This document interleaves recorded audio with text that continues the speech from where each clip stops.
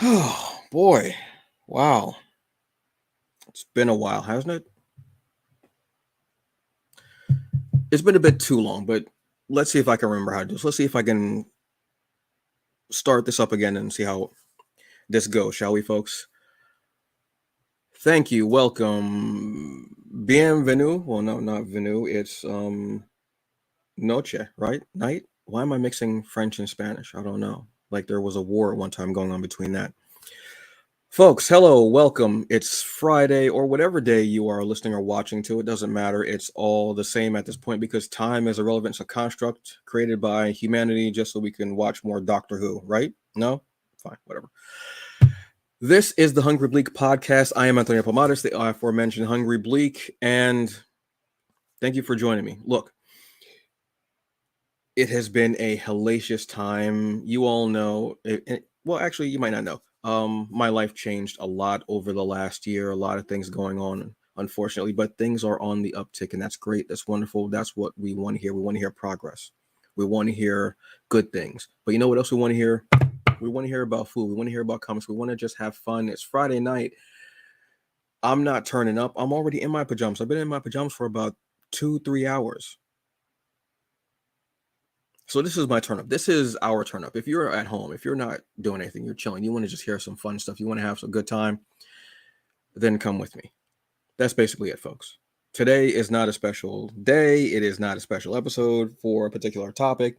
I have two of my favorite creators and actually two of my favorite people in this particular universe of the multiverse.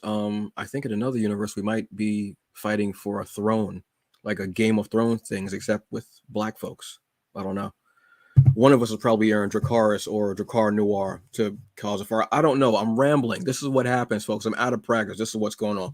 But look, we're going to talk comics. We're going to talk about food, and we're going to talk about mental health and getting your head right because that's a very important thing as well. But we're going to have fun along the way. So let me introduce these two people who are just awesome.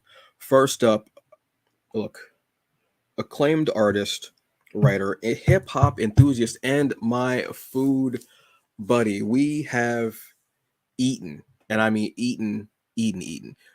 People talk about, oh, I got this friend that can drink all of you under the table. My friend can eat all of you under the table and then eat the damn table as long as it's seasoned properly. Now go choke on that. Folks, one of the best people possible and one of the reasons why my head is on straight. I'm going to give you Takeia Marie. Hey everybody, what's going on? Wonderful. Thank you for joining us. But wait, did somebody just put a coin down? Because here comes a new player. This guy, illustrious writer, Star Trek aficionado, space opera guru. I give this man a property in space. Give him like back up the Brinks truck to his house and tell him, look, you can do whatever you want with this. Create your own stuff. He might rival Tolkien. I guarantee he could rival Tolkien in space. And this is not a joke. This I would give him that. Yes. Unfortunately, the Powerball did not go my way. I ended up somehow owing Powerball money. That don't even make no sense. I don't even understand that. Folks, if you're looking for him, make sure that you check Route 3. This is Robert Jeffrey, y'all. Hey, what's going on, y'all? I don't know how to follow up an intro like that. Token, that's insane.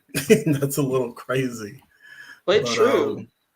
Yeah. I mean, I got to toot my own horn, but I don't know. Like, I got a couple of years to get there, so at least I'm only giving myself 2. But yeah, I saw that in the back, man.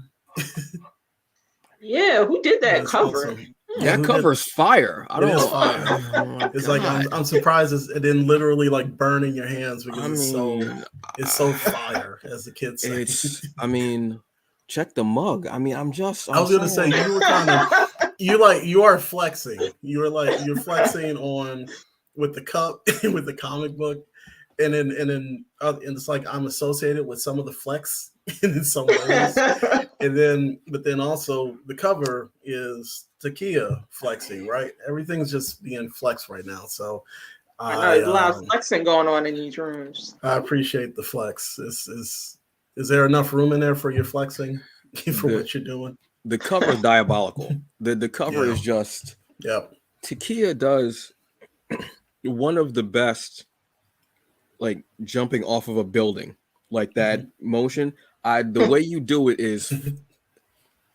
Yeah, it's just one of the coolest things possible. I absolutely love the way that you do that. It just because I've seen a couple of them, and I'm like, damn, it's just so. Yeah, and for the fact that the character is like a teleporter, it just adds another depth to it. Because I'm just realizing now, after I read this comic like 3 times, that there are after images before it. I didn't even realize that shit until now. Yeah, there's levels. There's levels. Like dead. I did not know that. I'm just being dead. I didn't realize that until now. So I'm not gonna lie to y'all. I love a good somebody jumping off of a building scene. Like, and might be like almost everything that I worked on. Somebody's gonna jump off of a building at a crazy angle. That's impossible. Somebody's gonna do it. So. Somebody just tuned in and they're like, "Wait, what? What? Somebody jumped off? What?" It's like, are we talking about the mental health part of it? But anyways, no, one of the things I was going to mention was you do that in the Kamikaze short. Like there are several moments in there, and I didn't know that you have a predilection for drawing people like hurling themselves like superheroes off a building. So maybe it was like kismet that I like wrote that in the script. Like she's just tossing herself, jumping from building to building. But well, me and you are in sync anyway, Robert. Yeah. Whenever we work together. But like definitely, because I love drawing crazy angles, like, you know, and I think that comes from like a love of like anime and manga and stuff like that, where everything is crazy and moving fast, and I just like drawing crazy angles. So I'm gonna make a note that we got to do a talk about anime one time, because I'm trying to delve deeper into anime and learning about. I started paying attention to studios when I was talking to Chuck about anime studios there, and like he was naming studios, and I knew the projects, but I didn't know the studios like you know, name such like that and the animes. Then I started looking at it and I was like, yeah, this like Trigger is Trigger is. I love the exaggerations of things, and Promare, Kill la Kill, BNA, Gurren Lagann, like all that. I love that exaggerated. Yes. I mean, anytime you have mechs throwing galaxies at each other, I'm on board. Like it's when you thought they couldn't take it any further, it was like, oh, for real? Yeah.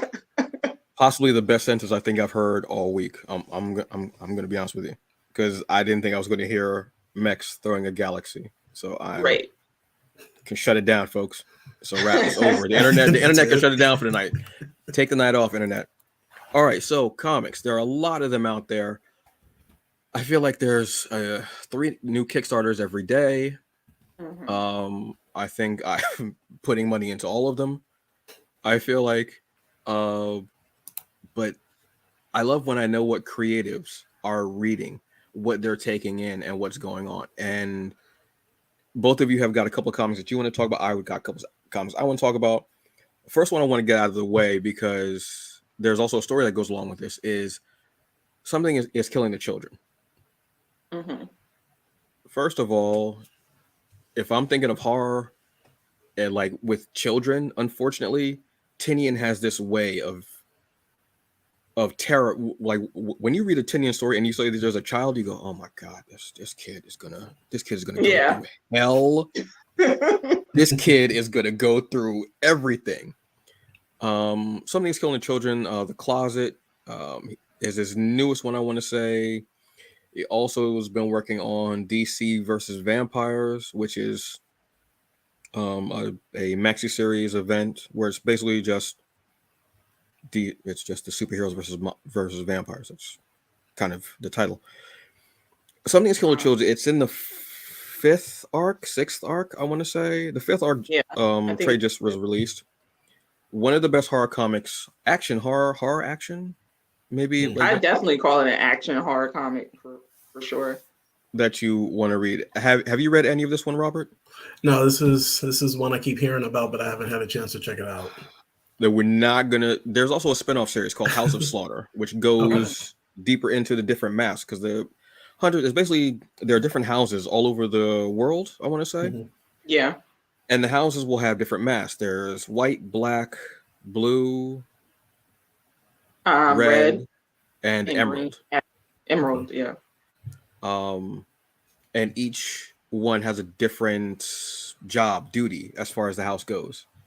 Black masks are solo hunters. White masks hunt in packs. Red masks are the keepers of everything. Like they're like accountants. Like they order like not trying to be, but they actually order supplies. They keep track of everything. Yeah. But we haven't seen a green mask yet. Not that I've seen one yet. No, we haven't seen one yet. But you know, their whole job is they hunt monsters, and only children can see them, except for when you're talking about these hunters who can also, you know, see them. And it's really good, Robert. It's really good. It's supposed to be, I don't think we got into this yet, Antonio, but it's supposed to be adapted for Netflix. I know that they're working on that right now. And I definitely want to see it. Now, was Flanagan supposed to be a part of this? Yeah. So, well, actually, he was supposed to be a part of it. So the guy, Robert, that did Midnight Club, Haunting of Hill House. Yeah, that's my dude. Yeah. Awesome. So he was attached, but I read that earlier in October they kind of, you know, parted ways, I guess, creative differences or whatever. It's like, Netflix, what are we doing? Avatar and then this. Yeah, I mean, and just from hearing that concept and knowing the reputation of the book, and being, I love like Mike Flanagan stuff. Like we're watching a Midnight Club right now.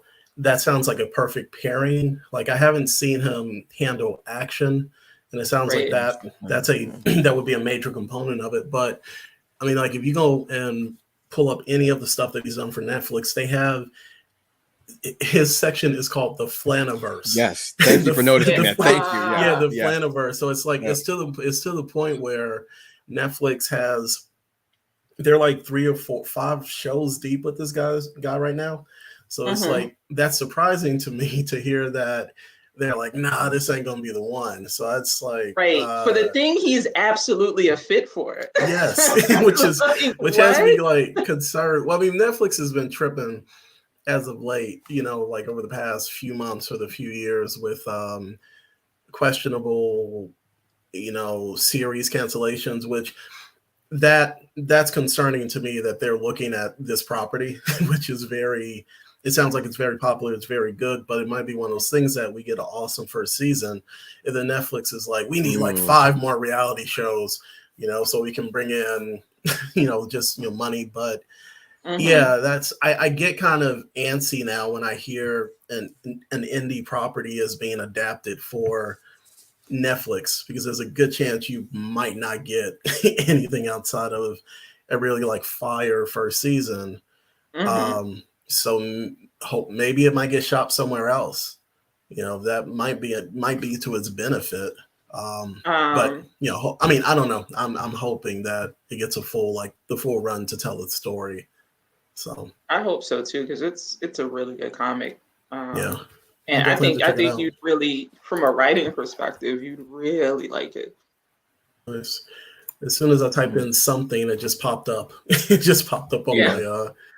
It's like, oh, we know what you're looking for. So. And the art of the art is funny because, and I've noticed this actually with Philadelphia too. The art, beautiful art, and it's wonderfully gory, which I enjoy when the scene calls for. But the speed at which the lead character Erica, like it went from this really like pulse pounding scary scene to her leaping into action, literally. I felt like the art shouldn't have been that kinetic.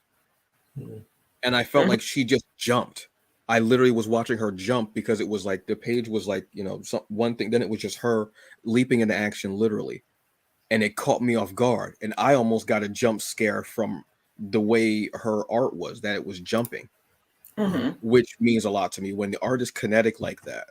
Like you have some artists, Amy Reeder, her art, I can, her art is like animation to me. Yeah. Like I can move like, it's like that. Some artists to me, and this is just me as a comic book reader, as just someone who's looking at art, don't know a lot of terms in art, did not go to school for art, so I may be saying it in the wrong way or the wrong context. So if I am, please correct me. Some artists feel more like they're doing portraits, the way the faces are, which, and none of these are bad things. But it's just when you're caught off guard by that, how the art switches at a moment. And I was like, oof. And it got me even deeper into the book because I wasn't expecting that. Because when she moved, I felt her move.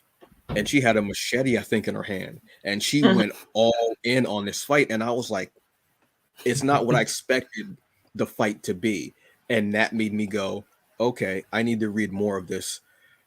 Let me get some more of this because this is crazy. Yeah. One thing I will say, can I just say something?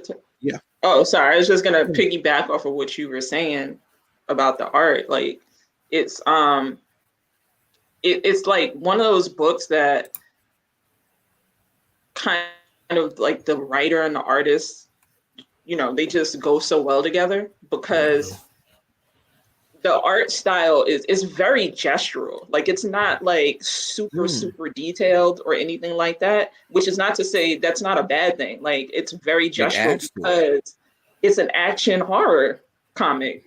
And the lines are like really sketchy and very, like, you could tell they're like fast strokes in the art and stuff like that. And I know I'm getting real technical here, but probably no one else cares about that. But like, when you do fast strokes like that, it kind of tends to make things look like they're moving.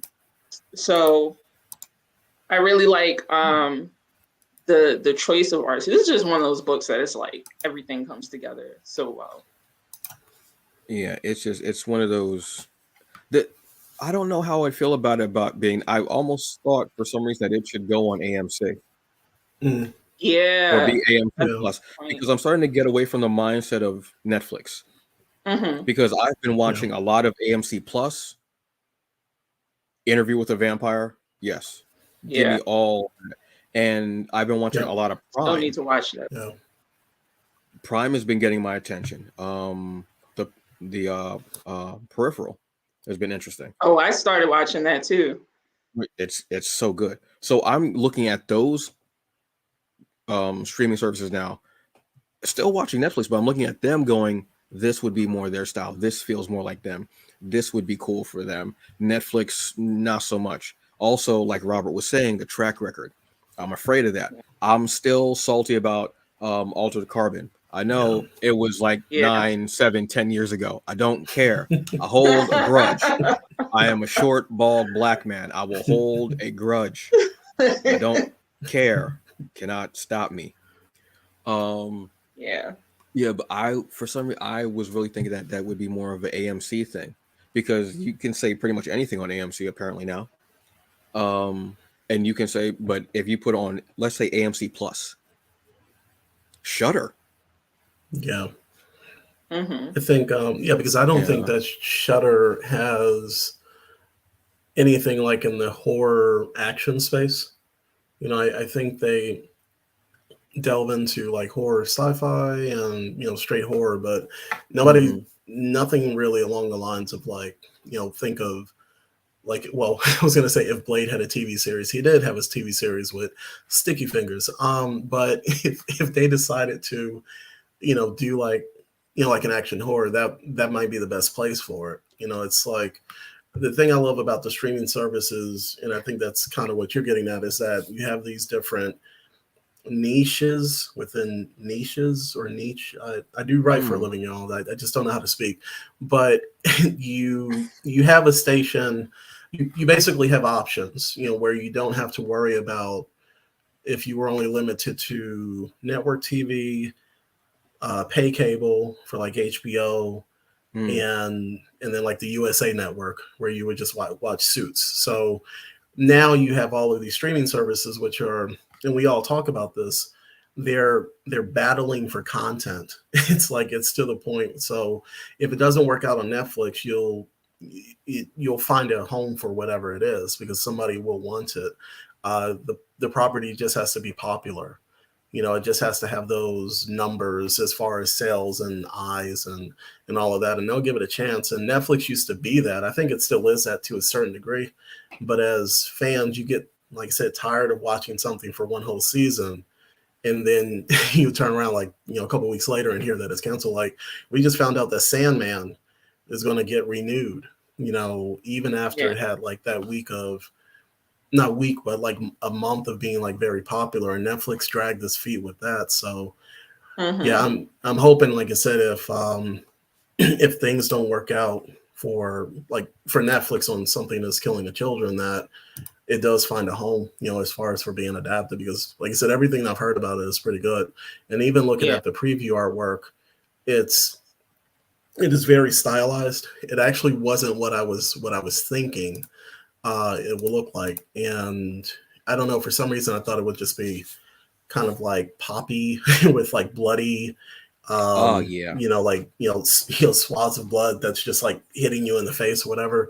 But it Right. looks very kind of like toned down from that, just at least from like the first preview pages that I'm seeing. So yeah, I definitely I'll definitely check it out. So Yeah. Well, Like Netflix canceled anybody watch Queen Sono? yes.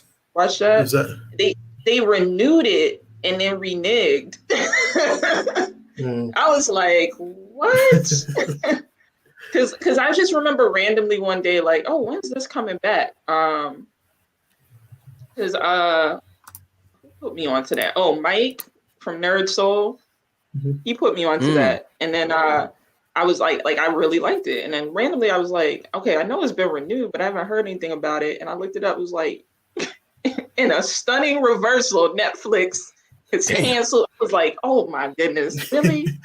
How do you say yes? How do you say yes? No, like nah. Right, You're like exactly.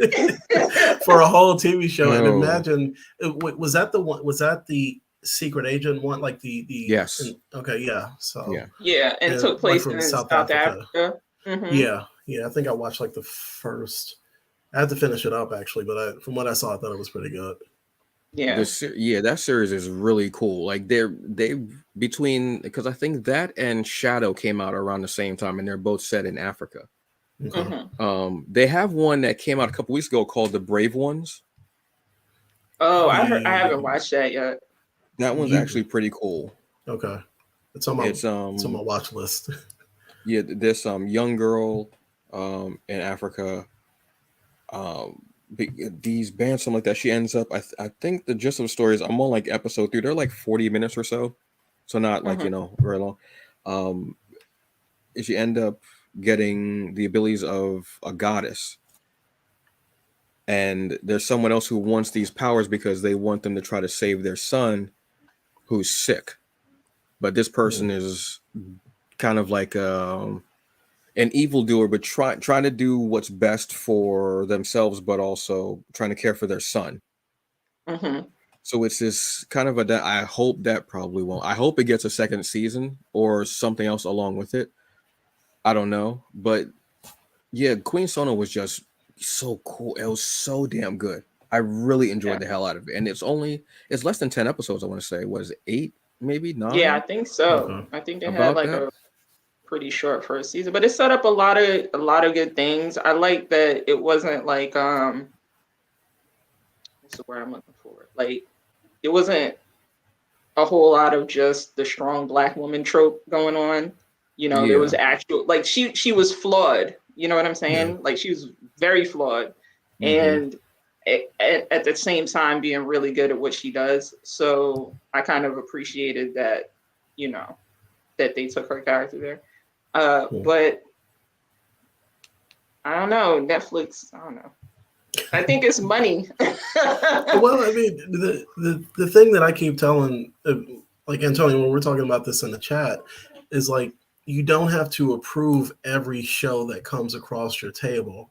Thank you. And that's the sense that I get. And it's one of those things that I actually sometimes enjoy being able to go to the buffet that is Netflix, but then you start realizing that money has to be spread across a bunch of different shows that they're directly making, and also shows that they might actually be purchasing from overseas that they aren't necessarily, so maybe they're distributing, or they have to buy the rights and this and that. And I don't necessarily, I don't want them to take the the Warner Brothers Discovery machete, right. I'm about to get canceled at this point. They going through. Right. Yeah. Rest in peace to Westworld. What door? I know, but man. Anyways, what door?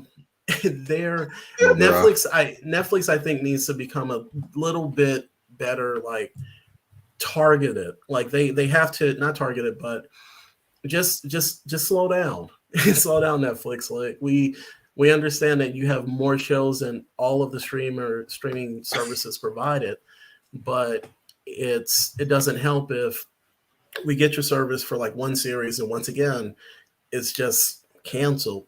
I mean, my perfect idea, and this is if everybody has money, is to tell the creators you only have this many seasons to make your show, to tell your story.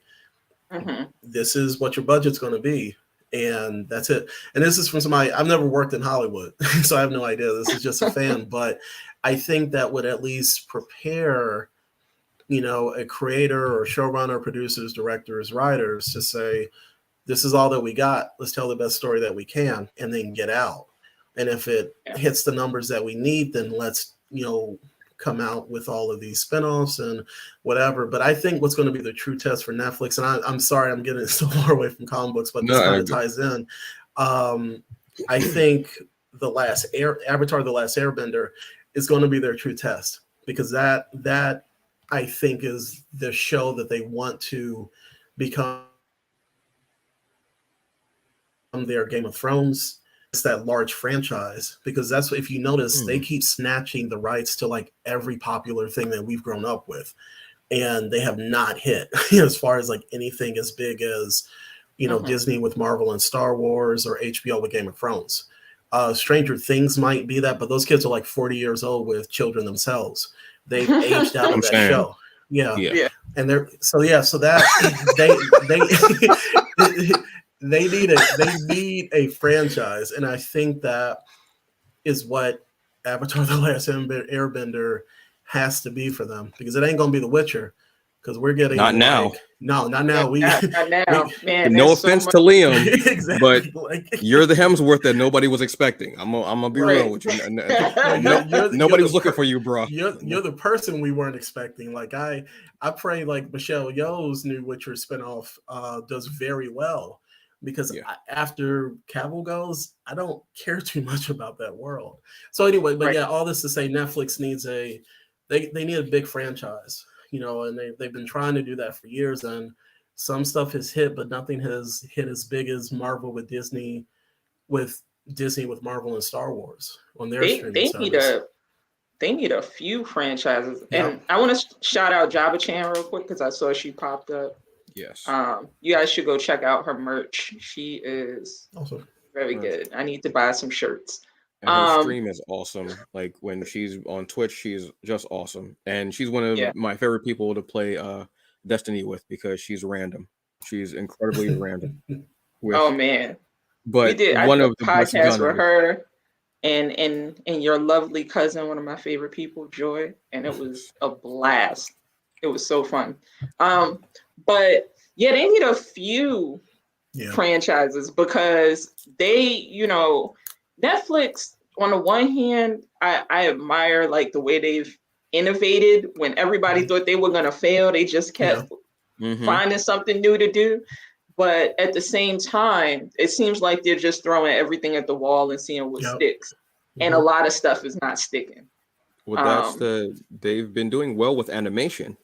Yeah. Animation, I think, is becoming their really, especially with the pandemic. I think animation became their thing, especially them going into anime, because one of their bigger franchises is animated, and that's Castlevania.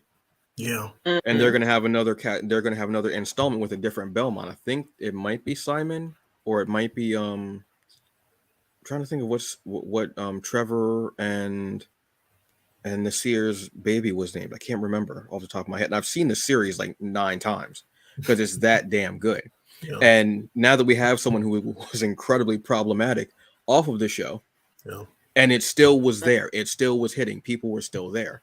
But they do, for every Witcher that they have, for every Sandman, which are great shows, you can't be just buying whatever. Yeah. You have to like, not everything, and that's a perfect way to say it. Not everything's going to hit. You got to be more discerning. Don't swipe.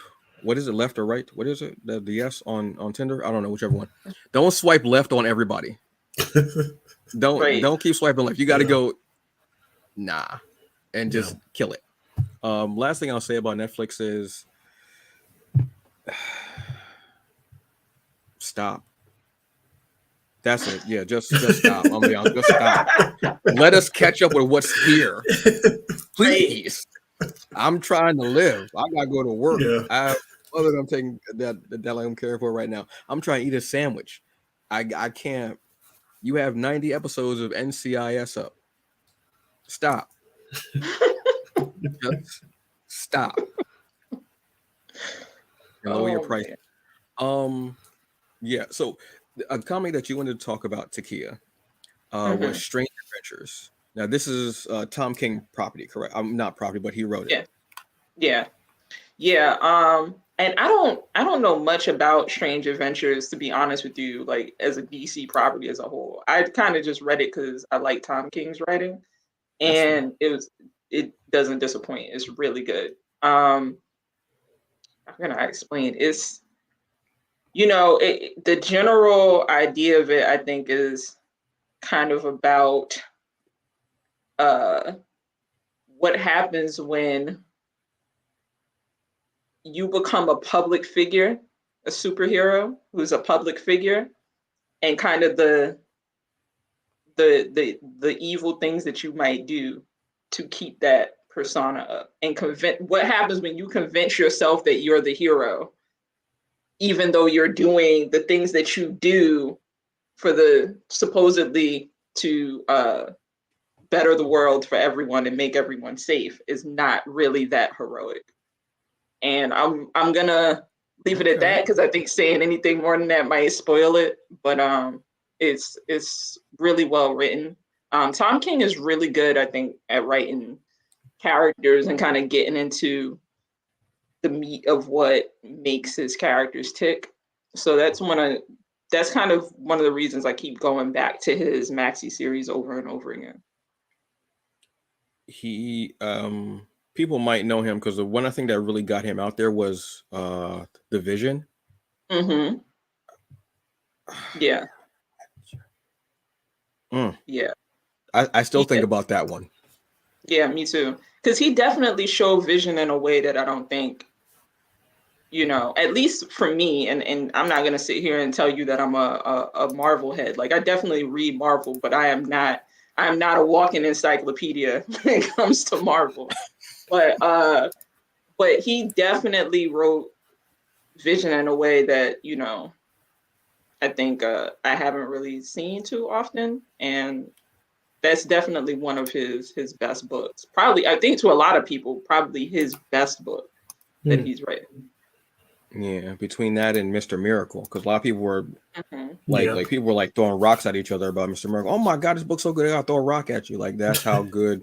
Like, I don't know if people were actually doing it. I mean, that's like, hyperbolic. But I was just like, people like that book. I have it. I just haven't read it yet. Vision caught me. I was like, and I would stop and I was like, think about something like such a mundane thing, and the way that they would describe it was yeah, it was just this. I have to go back and read it now. Damn. I love when I think about a comic and I'm like, damn, it was so good. I need to go. Yeah. A comic that did that to me was one from Subsumia, Mine to Avenge. I'm God. some cat wrote Mine to Avenge, and I was like, what is this? I thought I was just getting like pound cake. You gave me like the sweet potato pie with a cup of like hot like chai tea with the almond creamer, and you gave me like you put a napkin in my lap. You tied a doily around my. The book was just, My I God. mean, I wish I remember who wrote that. Like that hotness. That Oh, I don't know. I think it was some. whoever wrote that was a great writer. Do you know anybody like that, dude, Robert? Nah, I think it was some hack. You know, some hack who rants about tomato, Star Trek all the tomato, time. tomato, celery. Sorry. Celery would hurt way more. I'm gonna be honest with you. I would Celery would hurt way more. I'd be At mad. least it's not an apple, right? You know, just like I yeah, walk off true. stage looking like Martin from that episode where he was boxing lumped people. up. Lumped up. Man, no, I appreciate that. I and actually to have you, it wasn't a comparison, but like being the same sentence as somebody Dude. like Tom King is huge. I'm more familiar with Vision. Vision was the one, is actually, I think it's like the only one of his that I read. I think I read like the first issue of Mr. Miracle, and fun tidbit about DC Comics, which isn't really insider information. One of the things that we studied was yeah, that's going to be it. Use that for the commercial. No, we studied that Mr. Miracle in the workshop, which is pretty cool. Yeah, Vision. It was one of those things like I grew up Marvel as like X-Men and Spider-Man, you know, like in the 90s, early to mid 90s. And excuse my language, I didn't fuck about anybody else. If it wasn't X-Men, if it wasn't Spider-Man, I just didn't. Like I knew that Vision existed as an Avenger, but unless the Avengers were making cameo appearances in X-Men, I didn't care. But as I got older, I started like reading, you know, I actually started reading more from the Marvel universe, so these different characters. So Vision, that series was actually my first introduction to a full-length series about the character. So for that to be like my entry point into Vision as a character, I loved it because it seemed like it was kind of a deconstruction of. Thank you. That's the word I was thinking of. It was like a deconstruction of the character, but then you're also tying in these ideals of Americana, him trying to raise this like perfect family and all of that. But you know from that first issue that it's not going that way. That there's a little bit of like not darkness, you know, for the sake of being dark, but it's kind of, the story is wrestling with something that is a little bit deeper than you might have expected. So, but that's the only thing by Tom King that I've read. But looking at this list, and Strange Adventures is about Adam Strange, and then I see that he has a Supergirl series, and shame on the both of you because I've added both of those to my Comixology wish list. I'm not going to have any money. I need to make all the money at tomorrow's show so I can spend money on Comixology. So y'all come on down to the Black Speculative Fantasy Book Fair tomorrow in Atlanta. So shameless plug. Bring lemon pepper wings. Yeah, bring lemon pepper wings. Now hold on now. All right, now hold on. Damn, all right, you got me at the lemon peppers. All right. I don't understand how I got roped into being blamed for that one. Those were Takeia, Joyce. Those are that even mine. I can't take credit for that. And she's talked up Tom King a lot too, like when we've spoken before. So it's all your fault. It's all your fault. Yeah, I'm sorry. I'm sorry. I mean, but I'm I looking at apologize. the Strange Adventures now. And, yeah. I just bought issue 1, so I mean, there you go. It looks like a good series. I'll definitely have to pick both of those up, especially Supergirl, because I haven't really read anything like standalone for her either. So that'll be cool. So I'm curious when you guys read it. I'm curious to see what you think of the ending. Now, Because I want for to which get one? some for Strange Adventures. Okay. I love the idea of thinking that you're the hero, but doing these things just to stay in the limelight, and they're not necessarily good things. Yeah, and I not love even that. so much to stay in the limelight, but to keep people thinking that you're one thing when you're actually another thing. And right? hasn't Adam Strange? I think he's had that kind of feel before, and it comes because he's the hero who the Zeta Beam, like it Yeah. takes because is he human or is he? He's not Thanagarian, because Thanagarians are the Hawk people, correct? Yeah. No, I believe he's human. He's human. Okay, because I know Thanar and the other. I can't remember the other species that they're. Like I said, I didn't know. I haven't really read, until this book. I haven't really read, that I'm not like crazy familiar with, his comic book history or whatever. But it's great when you see. I like this story. Like, but it's great when you see a writer and you know that, and you go, okay, bet. Like you bet on them every time. You're like, okay, you see the name, you have no idea what they're writing. You have no idea what the story is, but you're like, well, I pre-ordered it because I saw your name on it. I bought it because I saw your name on it. That's right. I love that. Now, Tom King, as you're saying, also wrote the Supergirl. Now, what's the Supergirl story about? So this is Supergirl meets a little girl from a different planet, and her father has been killed. And so she is looking for someone to help her track this man down. And she stumbles across Supergirl, who is drunk in a bar for her 21st birthday in space. That's a buy. Yep. That's it for me. That's it for me. And so the whole comic is them traveling together throughout space, trying to find this guy. But it's really about their relationship and this question of, is Supergirl going to betray who she is to kill this person or not? And that's like kind of the question that's hanging over the entire series, because we know Supergirl is not that person, right? Yeah. But the question is hanging over the entire series because of what happened to her on her planet, and because, the question of like, if things had gone differently, where would she be? And so there's this question hanging in the air. What is she going to do when they finally track this guy down? And it's on sale. Yeah, I just saw. Yeah, it's I was looking at the preview, and they have like 10 plus pages of preview pages on Amazon, and it's just like, it's, once again, we were talking about flexing. It's like Amazon is flexing how much the series looks. I mean, how beautiful it is. What's the artist is Bilquis Evely. Yeah. Oh, I love her that name. Her work is absolutely beautiful on this entire book. Absolutely beautiful. Love it. The tones are just so deep. Oh my god.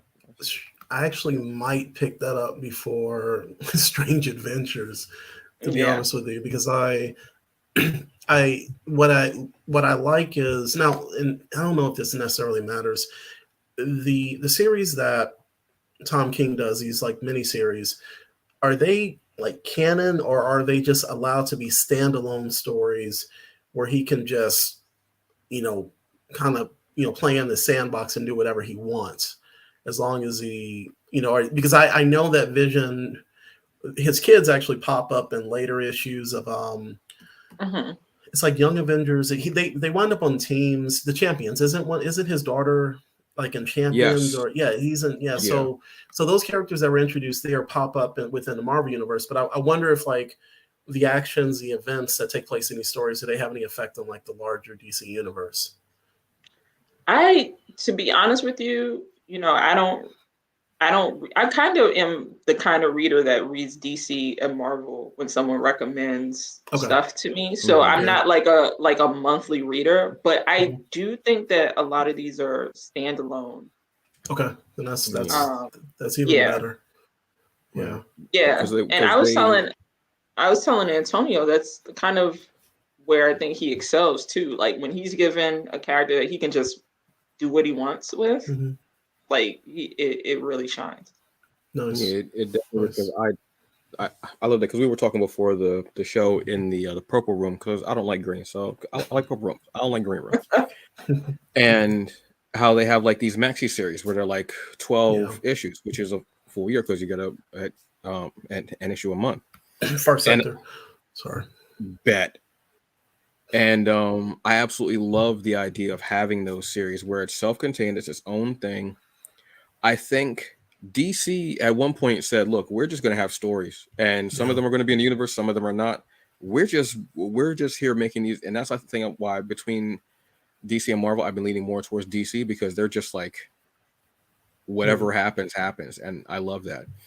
And yeah, I think that is his strength, and I think that's a beautiful thing, because some people don't want to read issue 1757 of Batman or whatever character it is. They want to just do this maxi series, and I love that idea that that's a niche for him. That's to steal your word, that's his thing, and he does great in it, because again, deconstruction was the perfect word. Deconstructs it, and does something, takes the core of what this character is, and then just spins this tale that is relatable, that sticks with you, that stays in your head, that makes you even think too, because it does do, and takes characters that you kind of are just in your peripheral, like Vision, just in your peripheral. Like these are characters that Mr. Miracle, just in your peripheral. Yeah. You know about Apocalypse, you know about this, just in your peripheral.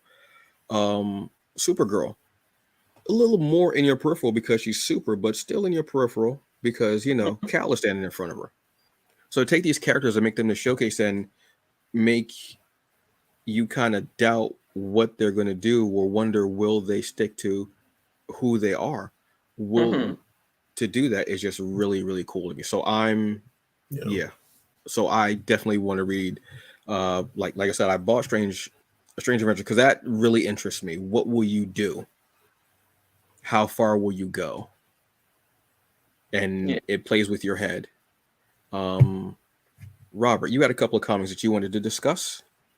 Route 3 and Mind to Avenge. No, I was kidding. Well played. I became that creator. There were a couple. So I'm gonna start off with it's I literally got this in the mail last week. I think it was like last week or the week before. Shattered Visions by Newton Lavoie. Yeah, I didn't want to mess with the last name. And TJ Sterling, and it's like it's for me it's a mashup of like Demolition Man meets Blade Runner.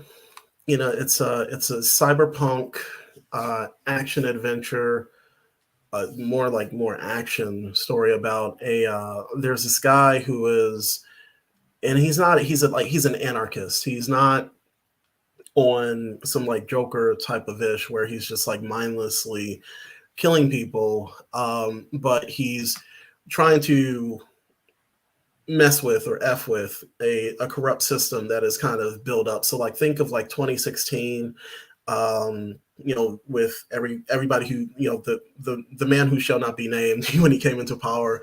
And imagine like a lot of more politicians came into power and things just got worse and worse and worse.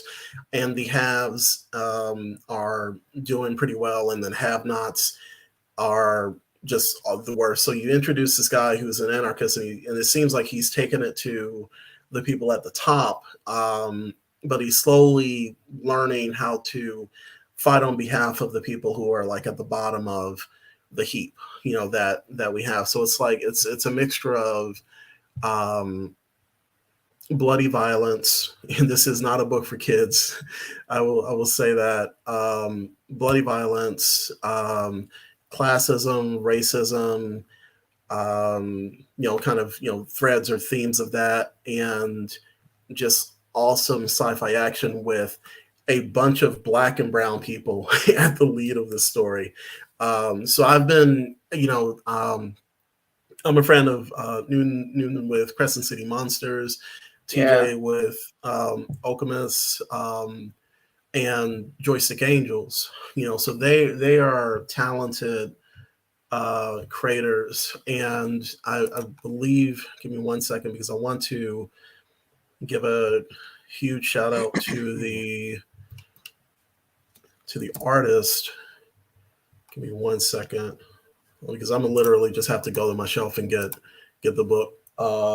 Can you hold on for 1 second? Yeah. Let me go and get it. Sorry. Sure, we'll give them a commercial about toothpaste. Folks, has your breath been? No, I'm just joking. While he's taking care of that and looking that up, speaking of Newton Lilavoie, he has there he is again. So I'm going to put that on hold. Oh, okay. Well, I was going to say, I was going to talk your shit. Chapter 1 art is by Edgy. Oh, I'm sorry, I didn't mean to curse. I'm sorry, Edgy Zian. And chapter 2 and 3 art is Salomon Farias and Loris Ravina. Oh, and Loris Ravina has a Mind to that's Wind a connection. familiar name. Yeah, he's a very familiar name apparently. But those what do you say? They put their foot in it. Like it's a beautiful book, and it just goes. I love seeing creators just kind of flex in different genres. I tell people, as far as the the writing advice that I give, if people ask for it, I don't just walk up to kids and say, you got to write. No, I try to do different things. Don't just tell the same variation of a superhero story, that has come before. But if you do want to do superhero stories, just try to make it your own. But I love when creators that I follow and that I respect hop from different genre to genre to genre, and these guys are killing it. So, but definitely Shattered Visions was the first book, one of the books I'd wanted to kind of bring to tonight's discussion. So, how do we get that one? Is it like a Kickstarter? Yeah, so now this was a Kickstarter reward that I received, but as far as I know, you can buy it through either of their websites. Yeah, I would try it's Ray Comics, and for Dream Fury. Okay, yeah, Dream Fury. So try either Ray Comics or Dream Fury. Ray, R-A-E. R-A-E. So don't think of R-A-Y. Right. Yeah, and I will preface this with I'm working on something with Ray Comics, so this is not just because I seriously love the book, so I did want to kind of add in that this is a legit love, not just a paid advertisement for the book. Mm-hmm. Yeah, but you'll definitely enjoy it. And the second book, I just started it this week. The first issue just came out this week. Is Star Trek. Because apparently I can't talk about anything but Star Trek. There's a new series that. Oh, yeah. Okay. Yeah, I don't know if it's a relaunch because it just says it's just Star Trek. So I don't know if that's like just a title that they give to like the different series. Because I thought it would say Star Trek: The Return of Benjamin Sisko or whatever. But Benjamin Sisko is back. At the end of Deep Space Nine, spoiler for a series that's been out over for like 20 plus years. I was about to say, Yeah, he ascended to the prophets. It's like if you followed the series, he left, now he's back, and he has been tasked with a mission by the prophets to find a god killer. And so he comes back, he's a captain, he gets his own ship. Scotty is back. Dr. Crusher is on the ship, and Data is his first officer. And you have also a new cast of. Yeah, it is like it. Yo, hold up. Yo, yeah, you about to make me spend my money. All right.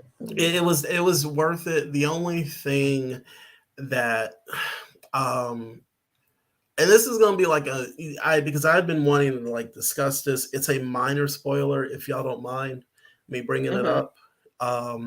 It won't ruin the story, but part of when Avery Brooks, one of the Avery Brooks's criticisms with how Sisko went out, how he exited stage left was he wasn't a big fan of it because you had established this guy as being a strong father figure, and also he's a black father.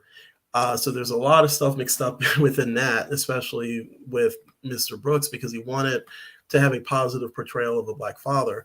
By this point, he has an adult son, and he's remarried, and he has a baby daughter on the way. And then they just have him ascend to heavens, the Bajoran heavens. Never really a fan of that because it seems as if he was leaving his family, and he didn't like that. The way this book opens up is that he comes back. It's 3 years later. He comes back, from hanging out with the prophets. He spends and I counted the pages. It's half of the book. He spends a couple of pages kind of dealing with the mental ramifications of I'm alive. His son says, "Hey, Cassidy, his wife, and she and your daughter Sarah are coming to the station. They're so happy to see you." And then Benjamin is like, "I ain't got time for that. I gotta go on this mission." And then he goes. He just leaves. And as a fan of Deep Space Nine, I'd been waiting to see this reunion for a minute. And apparently this is supposed to be one of the official ways that he comes back. I don't know if it's, I guess, canon or whatever you want to say. Maybe it's not.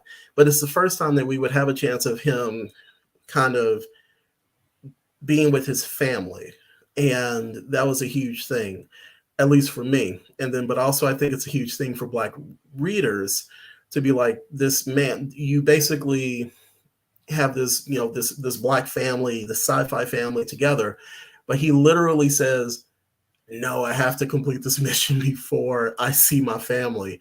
And then they just get ghost. It's that was, on this mission. And it was, for me, it kind of hurt a little bit because I was just like, you've missed an opportunity, even if you dedicated a few more pages just to a conversation between him and Cassidy, where Cassidy is, this is her husband who's come back. This is her, the father of a child. And, just having that conversation, I think, at least for me, would have lessened the blow. And I think it's one of those cases where me as a Black writer and as a Black fan of Star Trek, I'm like, we got to give these people, we give this beautiful Black family a moment to properly decompress because he's back.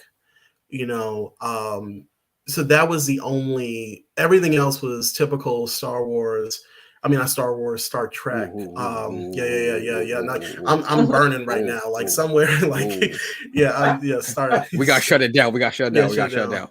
But everything after that, and even before, was just good Star Trek storytelling. But that was, for me, that was kind of a hit. And maybe I'm over analyzing it, but I remember kind of how Avery Brooks felt about that, and how, if you look at it from that perspective, this just seems very abrupt. Like, he literally says, Jake is like, they on the way to the station, like, you could not have waited like a day, so, but that was my Felt only like he pulled a criticism of the issue. Goku, like Exactly. family.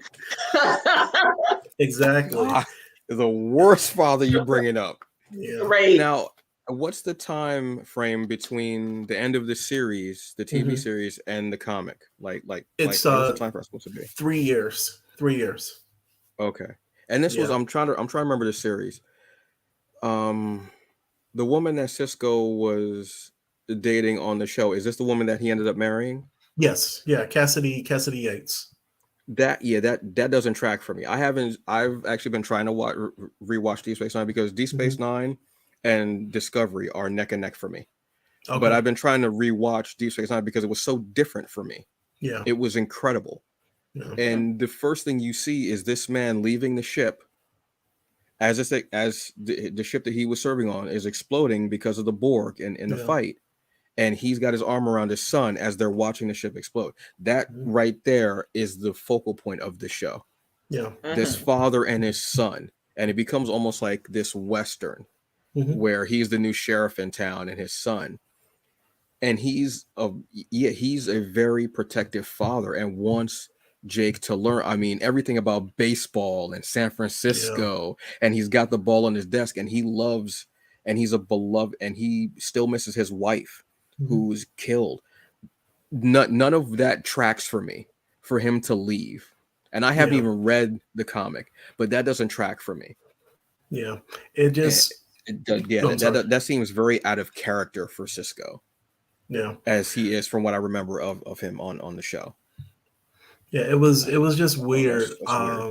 It was weird, and this has been a series that I've specifically been looking forward to because because of his return. If you've read the novels, he apparently returns in the novels. I haven't read those, and I really don't think the circumstances are the same, because the novels at a certain point begin their own like timeline that you can follow, post Star Trek Nemesis. But as far as like within the comic books, this was a big thing, and him captaining a ship and going out on an adventure. But I just think that sometimes just have some more kind of emotional talking head parts in there, and not saying that there's huge action at the end of the issue, which kind of took those pages, but I think that you still could have had some moments with his wife and his daughter. Like, we have never seen Sarah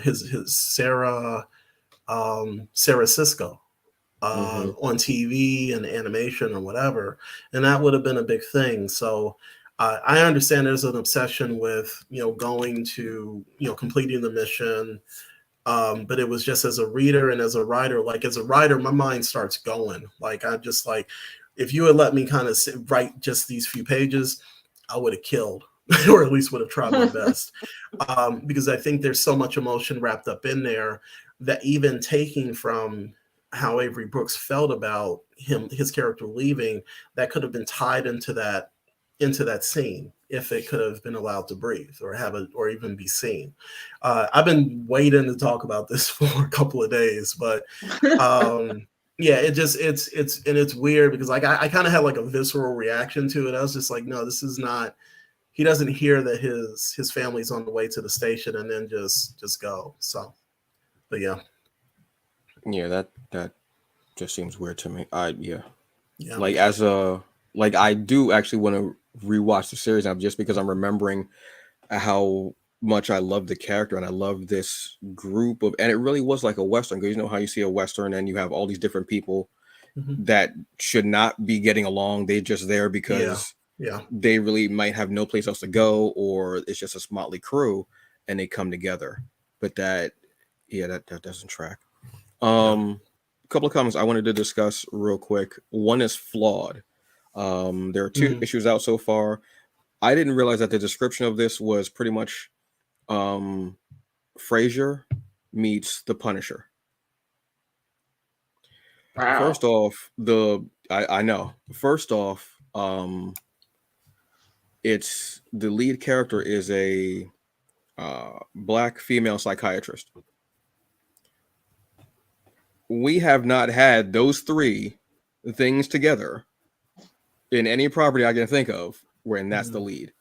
Actually, you know what? No. Give me Frasier meets the Equalizer, because I'm a Queen Latifah fan and I love her interpretation of the Equalizer. But there are Punisher elements in there, believe me. So in the first issue, which I absolutely loved, and I've been we actually talked about something like this years ago, and I wanted a story like this. So she's in a session, she's with a patient. Patient's talking about how her daughter was taken. And then she's like, well, you know, they don't care because it's only young black girls that are being taken. Tell me when there are lies. And no one cares to look for them. Tell me when there are lies. And so she's listening to her. She says, it's okay. And then she goes, the patient goes away. And then the doctor's talking to her assistant. And she's like, well, I guess I'm going to have to do something about this. You don't know what's going on. You think she's going to make a support group, something like that. You have no idea. She goes to a room and they're just weapons. It's like a war room, weapons, machine guns, grenades, all types of things. And at first I was like, what's about to happen here? What is going to happen? She goes to the bar where they're sex trafficking. She lays waste to everyone in the bar but one person. Oh, wow. This is when you had me.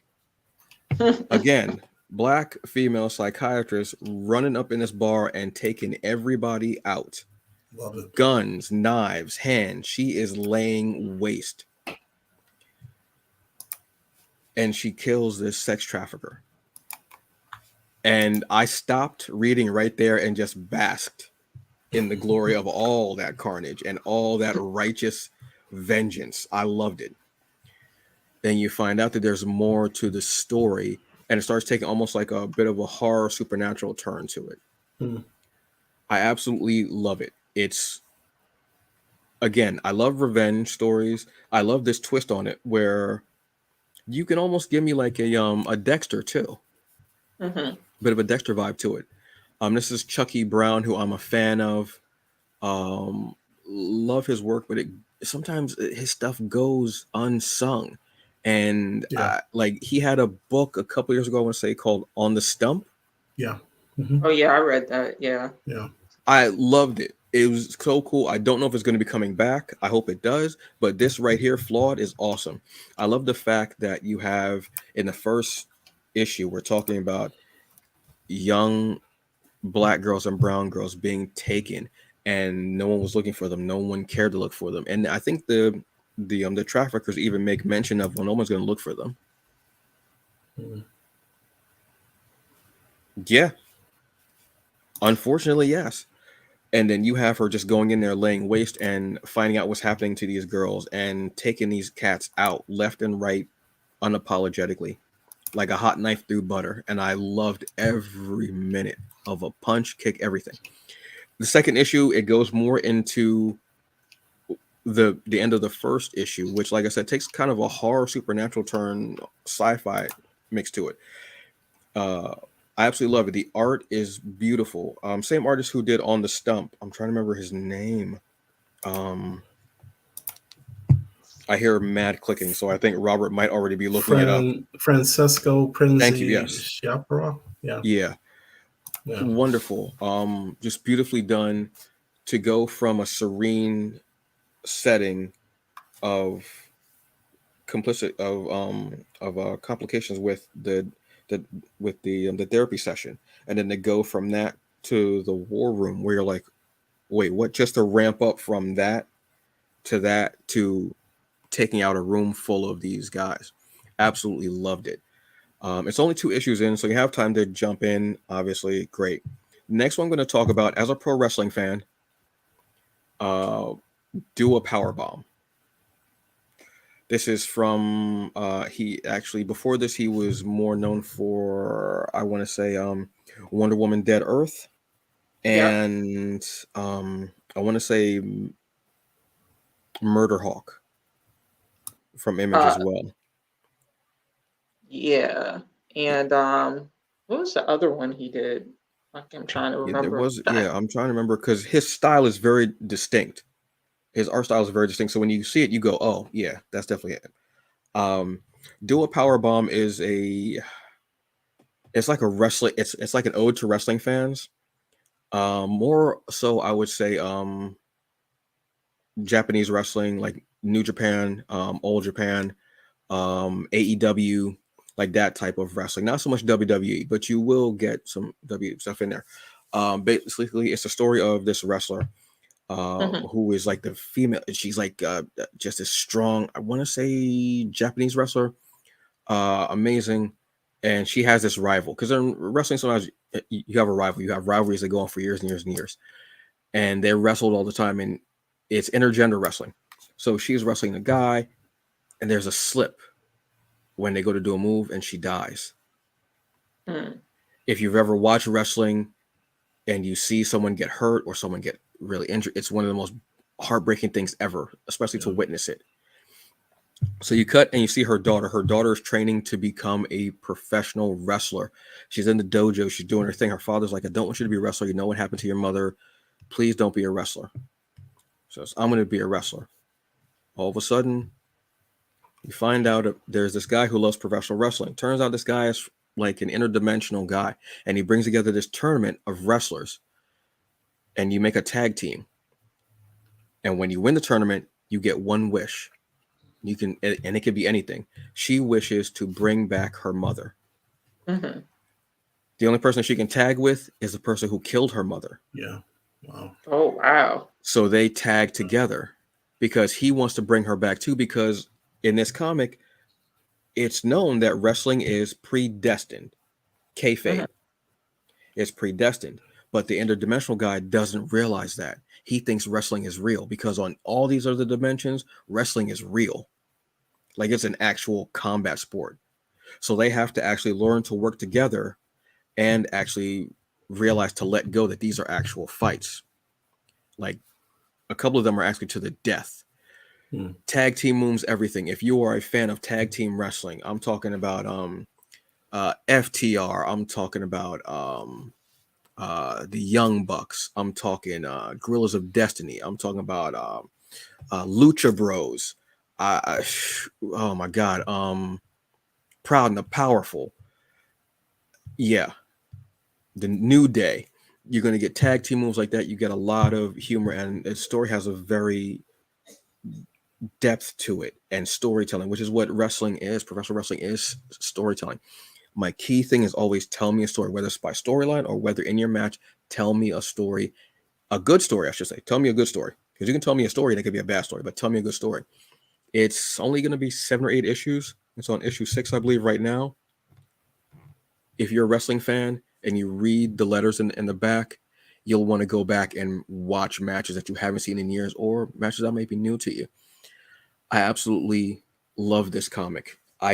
It was a total impulse buy. I was like, yeah, I'll buy it, whatever. I think I've only read one wrestling comic, and it was One Fall from Solid Comics by David F. Walker. Yeah. Mm-hmm. This is just amazing. And there's another level to the story that I'm not going to say what it is later on. And you're like, wow. And to see these two work together, even though they're enemies, is amazing. It just, yeah, there's depth to it. And I love it. So those are 2 comics that I really love and that make me feel good. And speaking of feeling good, mental health. Look, Wellness Check Friday. I hope you're all doing well. I hope you're all feeling well. And if you're not feeling well, I hope that you're taking the steps to feel better, whether it's mentally, physically, or emotionally. Did you take your medicine? Did you take your meds? That's not me policing you. That's not me trying to shame you into something. That's me making sure that you're taking the steps to feel like the best you that you can be so you can do whatever you have to do in your life. Whether it's just be you, whether it's go to work, whether it's loving your partner or partners. You know, I love my poly people out there. If it's parents or what have you, I want that for you because you matter. It may not seem like there are days when you don't, and I've had them, believe me. October was a horrendous month, especially the last couple of weeks. but people out there care. They truly do. There are people out there who train for years to help you to feel better, to be better, to be the best version of you that you can be. And that's it. You know, we talk about mental health, especially in geek culture. Unfortunately, there are a lot of us that do have issues in some way, shape, or form that we're taken care of. A lot more so now since the pandemic, because we've been inside with ourselves and we see stuff. So we've had to do that.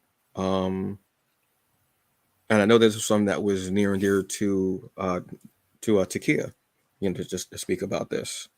Yeah, I think well, first of all, since the pandemic, I mean, 2 years of being inside, you know, I think kind of took a toll on people. But creators, we kind of, I think, are naturally like hermits, and, you know, we kind of are introverted a lot of the times, keep to ourselves a lot of the time. And especially in the Black community, we don't talk about mental health enough. Although I am going to say I'm happy that, especially recently, it seems to be getting, you know, an uptick in terms of people talking about it, thanks to social media and everything, especially among Black men. And, you know, I think that it's something that we should continue having a conversation about and realizing that it's real. I know, you know, me personally, you know, kind of that daily grind of being a creator and stuff, it'll start to take a toll on you. And you get over 30 and you wake up and your knees is hurting for no reason. And so me and Antonio talking about his knees, like, how your knees today, Antonio? I don't know. They ain't talking to me. I ain't talking to them. We having a fight right now. We about to break up. We about to break up, for real. So, you know, especially as you get older, not to say that it's not something that affects people who are younger than that as well, but, you know, the more it's ignored, the more it can turn into physical problems as well. And I've seen that happen. That is happened, you know, with me personally, with dealing with personal stuff. So, you know, I just want to encourage everybody out there to take care of your mental health. Do not let grind culture make you ignore, you know, what's going on with you, what's going on with your mental health, what's going on with your physical health, what's going on with your relationships and stuff like that. So yeah, very important. Yeah, I want to say thank you to Thrill Bills, pre-gaming Advil. Shout out to Tanya. Tanya is I'm gonna have to. Tanya is amazing. That. She's a part of our Thrill Builds. She's a part of our gaming group Squad Z, and we run through World War Z on many an occasion. But yeah, as far as, you know, kind of my 2 cents on Wellness Check Friday. Yeah. I was just telling somebody about this, that when I was at one job, or a previous job, I had anxiety so bad because of all the craziness that was happening there that I started having chest palpitations. And I wound up having to go to the ER. And when I got there, they're like, no, we can't say anything like physically wrong with you. Have you been dealing with a lot of stress? And I was just like, yes. So I can, kind of attest to the fact that it physically can do a number on you. And there is nothing wrong with seeing a counselor, you know, from somebody who has gone to one and who, just being straight up, who currently sees one. Ain't nothing wrong with it. I think that if you're dealing with, you know, anxiety, stress, or depression, or anything, it helps to have somebody who is a professional to kind of help guide you through the ways, you know, and through which you can, you know, deal with those, I don't want to say issues because that sounds bad, but those things, deal with those things. Because And speaking to somebody who describes as being Christian, you can't pray everything away. You just can't. And there's only so much that you can do on your own when it comes to seeking the help that that you possibly need. So it ain't a bad thing, but I do know definitely within Black culture, that's often a thing that you hear. That's white folk stuff. Yeah. Yep. Shake it Thank off. you. Shake it off. Yep. Don't deal with it. And sometimes you might find yourself driving from Medcare Center to the ER. Like I went to 3 separate places before I could find a spot to help me out. To give me the chest X-rays and all that. It was crazy. But I got off of work that day. Yay. Anyways, but Damn. it just it's something that you don't want to mess around with. Your mental health, your mental space, because you got to wake up with yourself every day. So why wake up hating yourself or hating your life? So if it ever gets to that, or even if it's not at that point and you feel that you need the help, just go and find it, and also take some time out for yourself every now and then. So yeah. So I appreciate y'all for having this. This kind of part of this being a part of the discussion. So yeah. And just to piggyback off what Robert is saying too, things like anxiety, depression, things like that, it's not selective. It doesn't pick and choose who it wants to, attack. And I know me personally, when I've said to people before that, like I deal with anxiety, they're like, no, you don't. Because it's like, what? Because there's this thing of like, you must look a certain way or act a certain way or be a certain way to have it, or to, be internally dealing with that.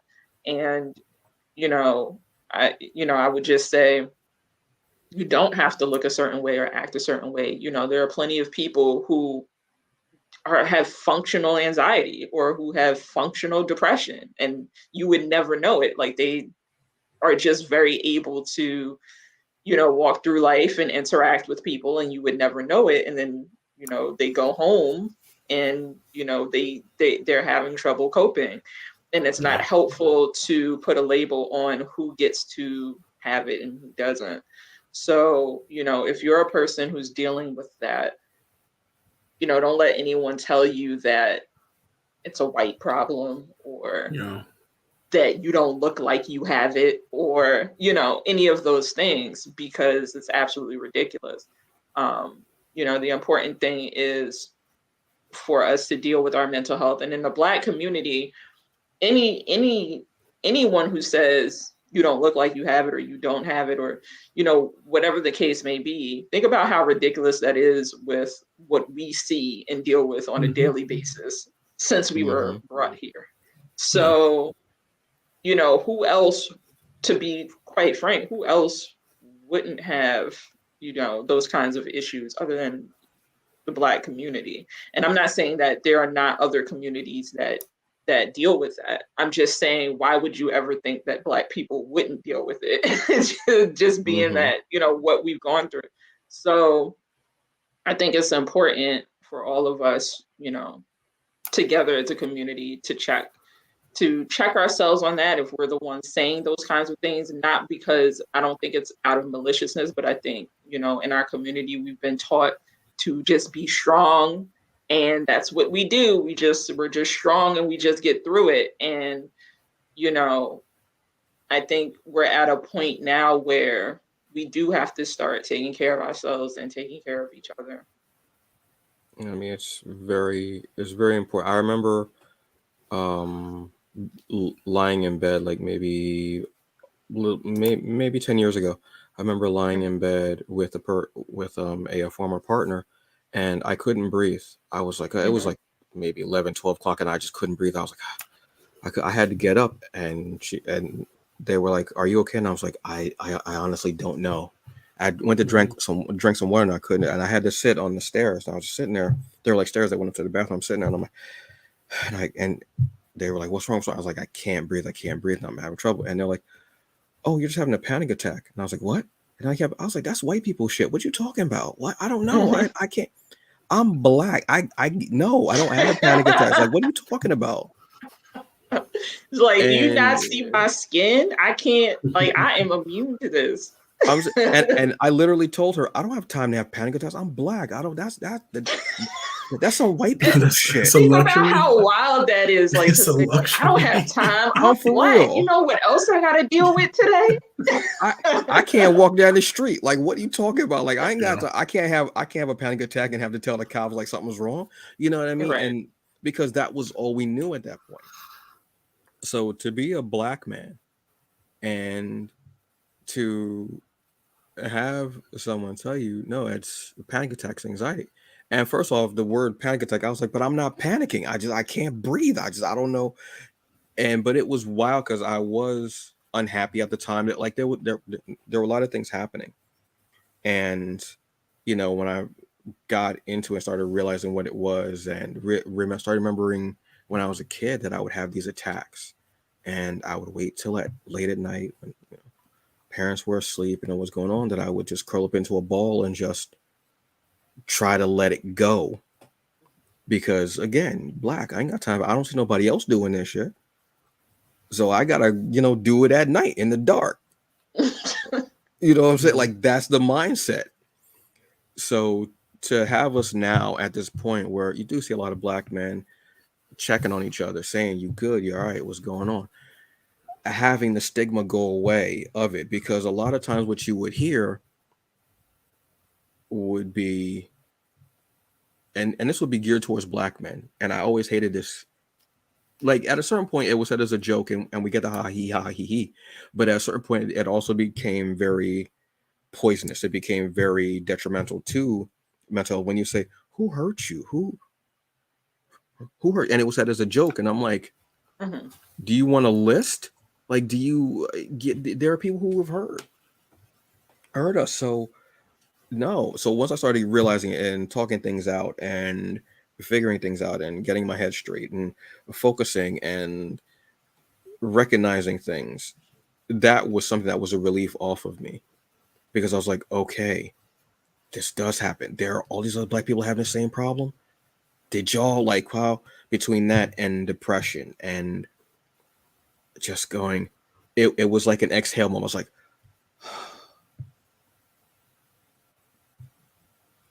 and that it was okay to cry and to let that out and to feel. So from going to, that's some white people shit. What you talking? I ain't got time for this. What? We got to be up in 3 hours to get the kids ready for school, make breakfast. I got to do all this stuff. I ain't got time for this. What are you talking about? To going, yeah, my mental health is way more important than whatever y'all are doing. And, and I know with social media a lot, unfortunately, it can push narratives onto us that are, what you see on social media is glamorization of something. You're seeing a second of someone's life that they probably took about 10 pictures to capture. Yes, that person is in a dress. They're flowing down the street. You see it, lovely, what have you. What you don't see on the side of the street are all the garbage cans. What you do not see on the street is that while they're working on the street and the mic is off, that person farted probably about 4 or 5 times because they had milk and they know they're lactose intolerant. What you have not seen is that morning that person was a mess because possibly they had a relationship end. They had someone pass that they loved. You're only seeing that one glimpse. They could have got their second past due notice on a bill. Their account was overdrawn. You did not see the rest of their day. So when you see it, wow, that's a beautiful dress. I love that. Love that for you. And then go. Don't linger on that, and don't let that make you think that you are not worth something because your life is not that. You don't know the journey that person went through or still going through, and you don't know what's going on behind the scenes. So don't let that image make you feel about the image that you have of yourself. Don't let social media get in your head. I've been there. Believe me, I'm still there at times. That's one of the reasons why I always say, if social media was a shack, I would have burned it down years ago. Because I cannot stand social. And I was on social media today, and I was like, Don't engage. Don't feed the monsters. Don't go in. Don't do it. It's not worth your time. It's not worth you know what you do instead of doing that? Drink a glass of water. Go outside and get some fresh air. Take about 10 breaths. Get some sunlight. Go take a shower. Not that I'm saying that you stink, but just go wash your ass. You know, wash up some. I don't know, whatever. It's not my business. I can't smell you right now. But if do y'all something don't other than take that. anything from this, the takeaway should be wash ass. Like, look, you at the cannot. end of this podcast, that's all you got to take away from it. Forget the comics, forget everything. Wash your ass. I mean, look, tell me, like, if you, I can't take today. I can't. So what? You go take a shower, go, oof.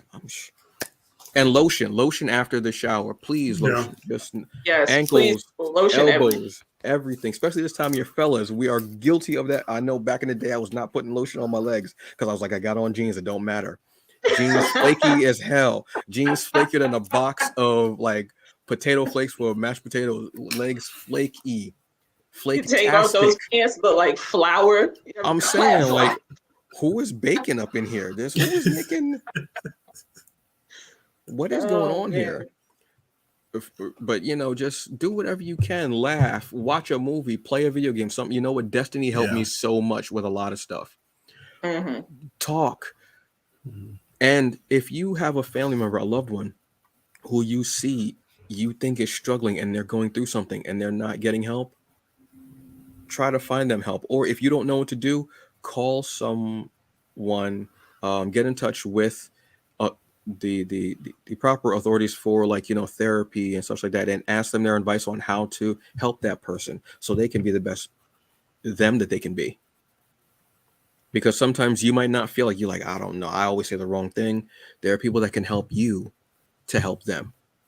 There's always some avenue for help. We just got to reach out. And I know that's the hardest thing. Believe me, as hard-headed as I am, reaching out is not my thing, but I've had to.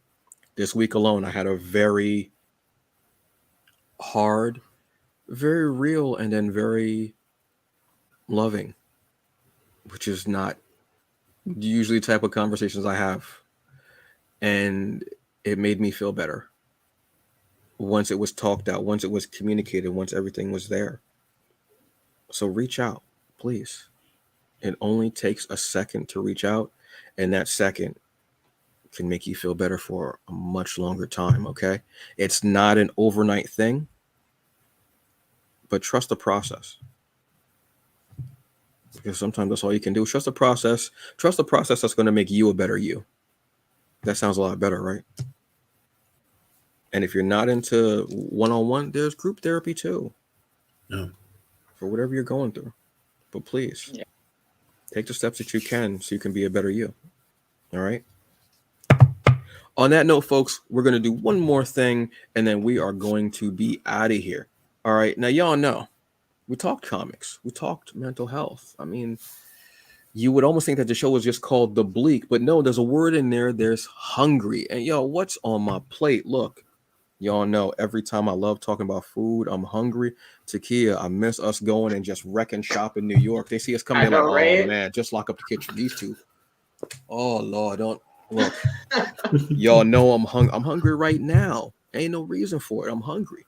I'm hungry right now too. I'm not even gonna lie to y'all. Stomach's been growling a little bit. Had to hit the mute button every time. I mean, it's like, I don't need to hear this.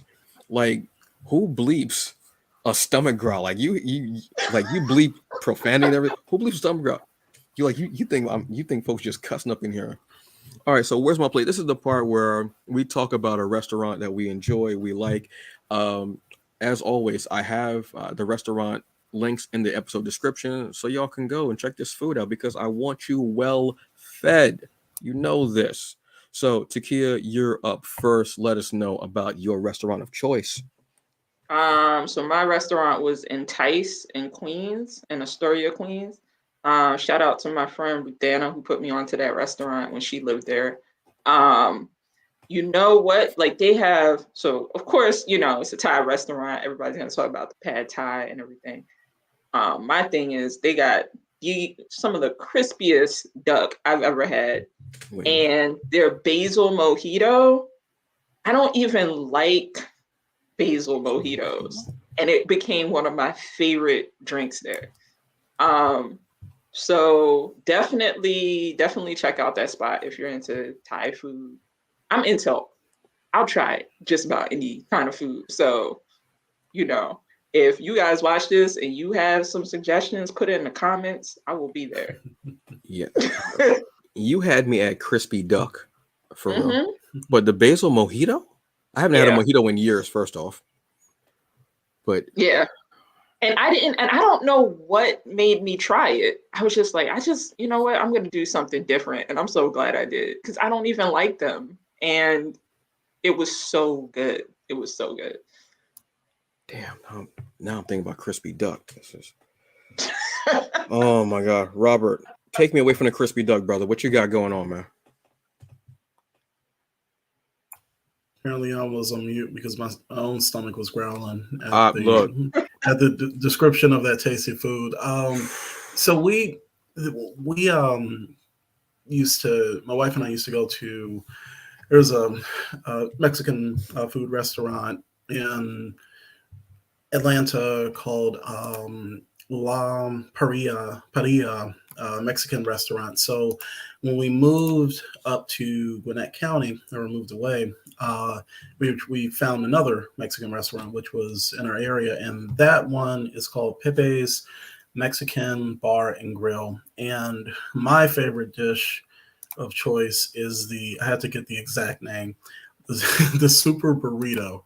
Like, I just like like food that is a hodgepodge of different ingredients. So for me, I can eat like a big bowl of soup or like a stew, but this is like that except wrapped in a tortilla shell.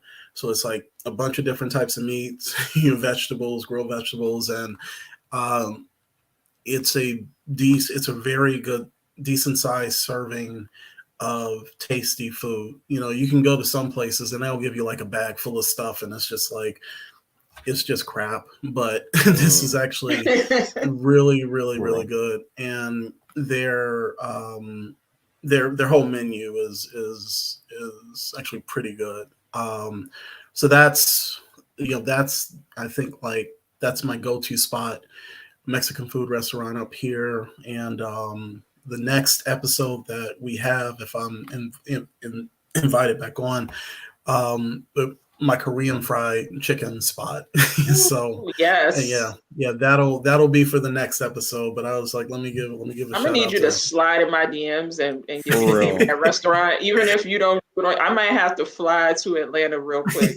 Look, stop in for the Korean fried chicken and get some lemon pepper wings, and then they do bread it like lemon pepper wings. So yeah, but there's also a history of, apparently they it became Korean fried chicken became a thing when African Black GIs were over there during the Korean War, and they took our culture. But I'm not gonna lie, the chicken tastes good. The chicken tastes good. Yeah, I remember Alton Brown was talking Alton, about. Yes, yeah. Broke it down he for us dropped too. that kind of hard. He was like, and then flexed afterwards. I was like, okay, Alton. Okay. Like, I'm not mad at that. I'm like, yeah. Okay. That's Thrill Bills was saying on 124. I think across from the forums. If we're talking about for Pepe's or the chicken spot, you can tell that she's in Atlanta. So this is. I'm guessing this is from Pepe's. Yeah, probably Pepe's. No, this is near Sugarloaf Mills, up in Lawrenceville. There you have it. Yeah. So yeah, but it's Lawrenceville, Georgia, Gwinnett County. We swung the country for Biden. So take that for what how you want. We're the reason the state is purple. So it ain't blue. It ain't blue, but it's gonna be purple. Right. I'll take purple any day. Kind of. For myself personally, I almost went with Korean fried chicken. I almost did. Okay. I almost went. Next episode, I'm gonna do it because I don't talk about chains, but there was a chain place Takeia already knows what I'm probably trying to talk about, but I'm gonna do that next time. And I've been fiending for them lately. Yeah, I've been fiending for them lately. You know, Because they that got place them is in ridiculous. Connecticut now too. Shut up! I know you didn't say that. Yep. Yeah, they do. Yeah, they do. They got it in Maryland too. I introduced my dad to Korean fried chicken. Okay. What's the name of the I was spot? like, Banchan. Okay, because the place that I go to down here, one of them is a part of a chain also. So that's why I was wondering. I normally don't talk about chains because you can find a chain anywhere, but something about this. But I'm gonna talk about that next time. Yeah. For me, mine this week, and it's actually funny because Banchan is is like on the same street of this place, like actually on the same block. There's a Black Iron Grill. This is in Manhattan. This is on West 38th, I want to say. 2 blocks away from Midtown Comics. We can go and get some comics, folks. This place, their specialty is burgers. And they have wonderful a beer selection too, and ciders. Love. They had a really great peach cider that I had, which was fantastic. Oh, absolutely loved it. They had a burger that was a salmon burger. It was like a piece of salmon, or was it tuna? No, salmon. And they would use a teriyaki aioli. They have on there seaweed brioche bun, I want to say, and they have like very thin shoestring French fries. Now you guys are thinking, oh, it's a burger, what have you. I'm a very plain person. I am honestly plain.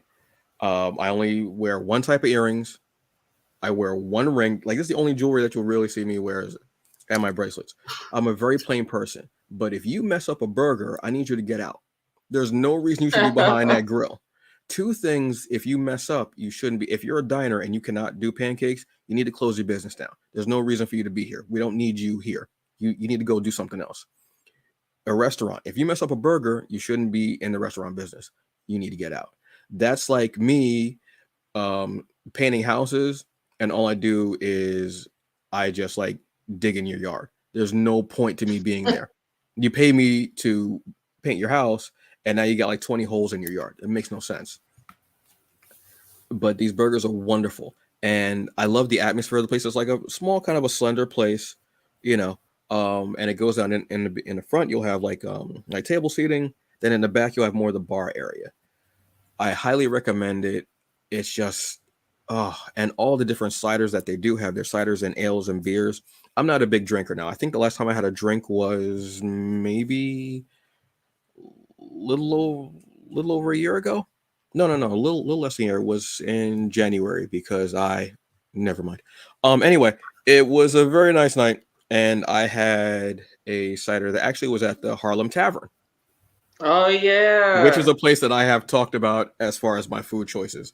Had the mac and cheese with some crumbled up turkey bacon in there.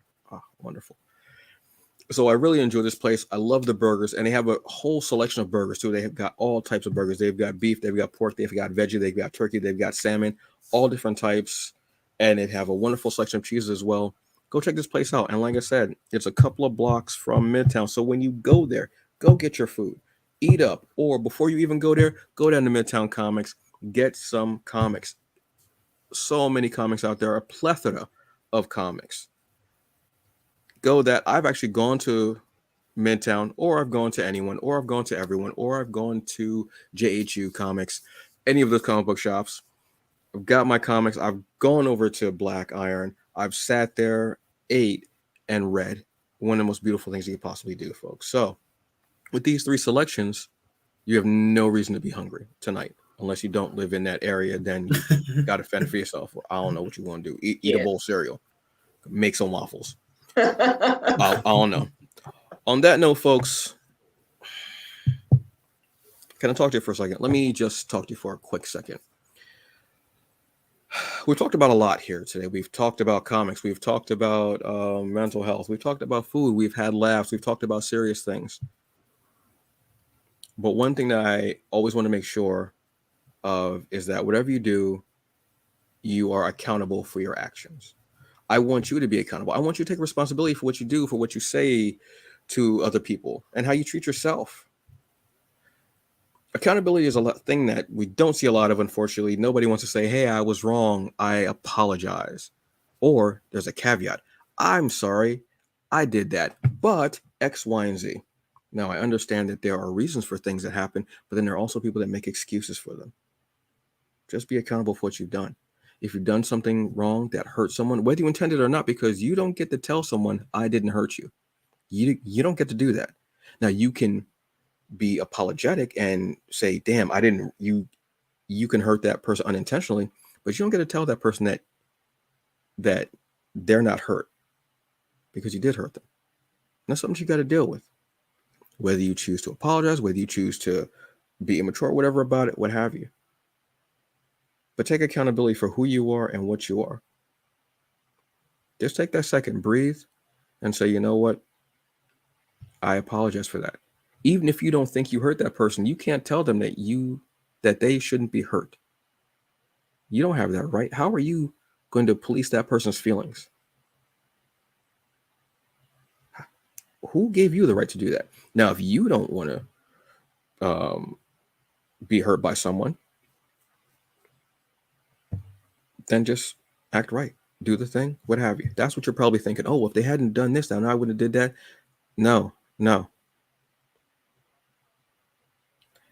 And you will hurt people. It's a fact of life.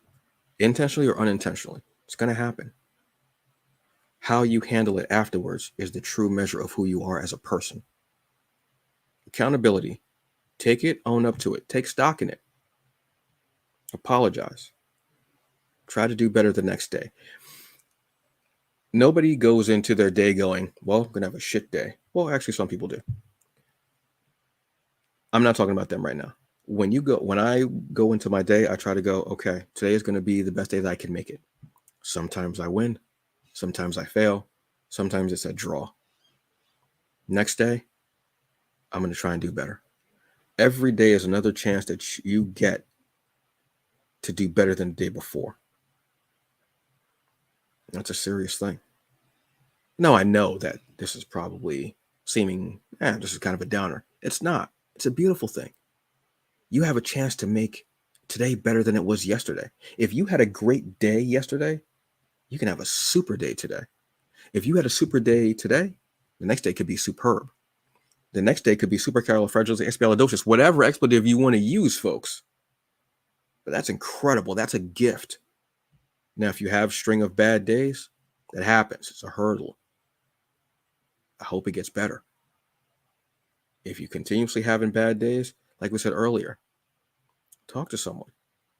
Maybe there's something going on that you don't see, that you don't know is there. Because sometimes we don't see our own situations, how the world sees them, looking at us and seeing that maybe we're a little off. We're not on our game. And that's okay. That happens to people. I don't want you to feel bad because you didn't have a good day. And I honestly don't want you to feel bad. Even if you've hurt someone unintentionally, I don't want you to feel bad. I want you to see that you hurt that person. It's a good thing because you're taking stock in who you are and you're trying to be a better person. That's the goal. Be better than you were the day before. If you weren't, keep trying. Just do the best you can because that's all we get. But what do I know? That's just my bleak perspective. And I love drinking iced coffee out of a sci-fi black mug. I don't know. So on that note, folks, I want to say thank you very much to my incredible guests and good friends, Takeia Marie. Thanks for having me, Antonio. No problem. And Robert Jeffrey. Thank you for the invite. Had a great time. Thank you. Folks, look, enjoy the evening. Look, it's spooky season all year round. The hell with that. Keep watching horror stuff. I don't care what they say. Go wash your ass and then go watch something horror. No, wash your ass lotion, then go watch something horror. And you know what? have a big piece of sweet potato pie. There you go. Throw the pumpkin out. Get the sweet potato pie. You'll Thank thank me you. later. You'll Don't thank have me enough later. time for that debate. Bruh. That's Folks gonna have mad to be now. for next time. Folks mad now. I love pumpkin spice. Nobody asked you about the pumpkin spice. Yes. Oh, we got one more thing. Great stuff. Glad I could join in on my way to shower and have that pop. That's why I'm That's here. what I'm talking about. That's Wash why your I'm ass, here. eat pie. That's what you That's gotta what do. I'm There saying. you go. Not at the same. Well, you know Not what? at the same. Get I mean, down you however you could get do down. it at the same time. Maybe that's just what you do. You know. Look. You can get that You money know, on I'm not here to OnlyFans. police what Do brings you? you joy. Get that money on OnlyFans. Look. You know somebody on OnlyFans like I wish there was somebody taking a shower eating some sweet potato pie. Bet. Let's do what you do. Get that money. I'm proud of y'all. Yeah. Get it. All right. Y'all enjoy your evening. Have fun. You know, take a breath, relax. And remember the safe word. All right. Y'all have a good night. Peace. Peace. That's all I got.